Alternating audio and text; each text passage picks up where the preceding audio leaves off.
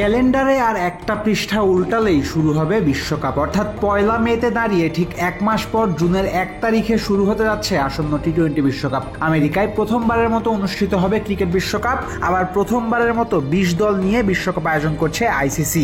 সব মিলিয়ে আসন্ন বিশ্বকাপ নিয়ে জনমনে আগ্রহ উদ্দীপনার কোনো কমতি নাই। কিন্তু আগ্রহের সাথে সাথে একটা চাপার শঙ্কাও আছে।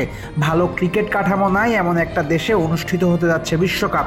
এমনকি শুধু বিশ্বকাপ উপলক্ষেই মাঠ বানাচ্ছে আমেরিকা। সেই মাঠের কাজ কবে নাগাদ শেষ হবে সেই শঙ্কাও তো থেকেই যায়। কারো কারো মনে শঙ্কা আসতে পারে আসছে বিশ্বকাপের পিচ কেমন হবে তা নিয়েও। কিন্তু বুধবার এক ঝটকায় সব শঙ্কার কালো মেঘ সরিয়ে দিয়েছে আইসিসি। আগেই জানা গেছিল বিশ্বকাপে আমেরিকা পর্বের কিছু ম্যাচ অনুষ্ঠিত হবে ড্রপ ইন পিচে। নিউ ইয়র্কের নাসাউ কাউন্টি ক্রিকেট স্টেডিয়ামে ব্যবহার করার কথা ছিল ড্রপ ইন পিচ। বুধবার আইসিসি জানিয়েছে এই মাঠে 10টা ড্রপ ইন পিচ এসে পৌঁছেছে। এই 10টা পিচের মধ্যে মূল মাঠে ব্যবহার করা হবে 4টা পিচ, আর বাকি 6টা পিচ বসানো হবে প্র্যাকটিস মাঠে। মজার ব্যাপার হলো শুধু পিচই বাইরে থেকে এনে বসানো হচ্ছে না, নাসাউ ক্রিকেট স্টেডিয়ামের গ্যালারিও বানানো টেম্পোরারি উপায়ে, যেখানে বসতে পারবে সর্বোচ্চ 34,000 মানুষ।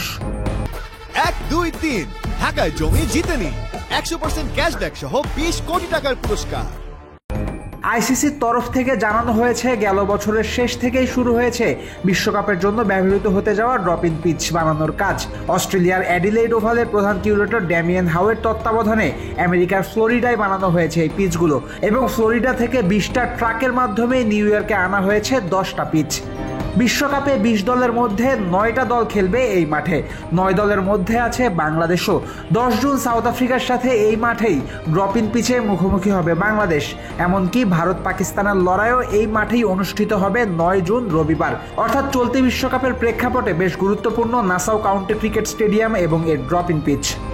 যে কোনো ব্র্যান্ডের সচল অথবা অচল টিভি এক্সচেঞ্জ করে নতুন ওয়ালটন টিভিতে পাবেন সর্বোচ্চ 20,000 টাকা পর্যন্ত ডিসকাউন্ট। ওয়ালটন। কিন্তু কেমন হবে পিচগুলো? ব্যাটাররা বেশি সুবিধা পাবেন নাকি বোলাররা? এ বিষয়ে ডেমিয়েন হাউ বলেছেন পিচ হবে টি-20 ক্রিকেটের জন্য আদর্শ।